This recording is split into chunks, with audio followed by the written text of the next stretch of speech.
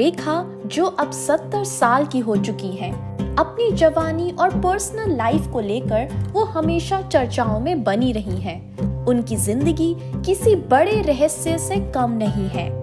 उनके अमिताभ बच्चन, संजय दत्त और अक्षय कुमार के साथ रिलेशनशिप में आने की खबरें भी न्यूज में आ चुकी हैं। लेकिन उनका सबसे छुपा हुआ राज उनकी शादी थी, जो उन्होंने बिजनेसमैन मुकेश अग्रवाल से की थी।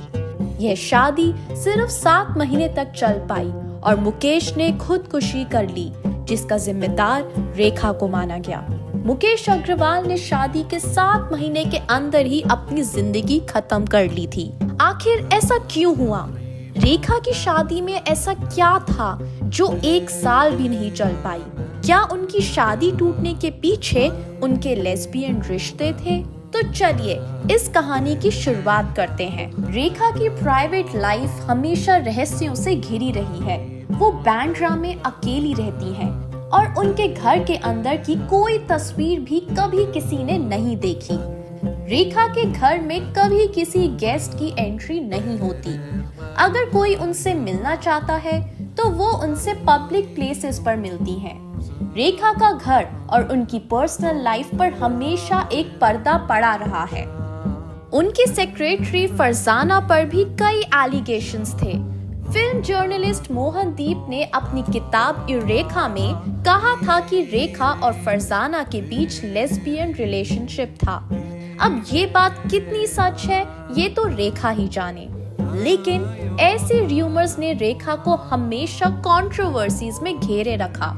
अब बात करते हैं रेखा की शादी के बारे में। मुकेश अग्रवाल से शादी के बाद रेखा को पता चला कि मुकेश डिप्रेशन का शिकार थे और अपने बिजनेस के बारे में कई झूठ बोल रखे थे। शादी के बाद दोनों के बीच लड़ाई शुरू हो गई, बट फिर भी रेखा ने अपने माता पिता का मान रखते हुए तिरुपति मंदिर में मुकेश से दोबारा शादी की थी। लेकिन शादी के बाद मुकेश की लाइफ में और भी प्रॉब्लम्स आने लगी। उनको बिजनेस में अचानक घाटा होना शुरू हो गया और उनका डिप्रेशन और ज्यादा बढ़ गया।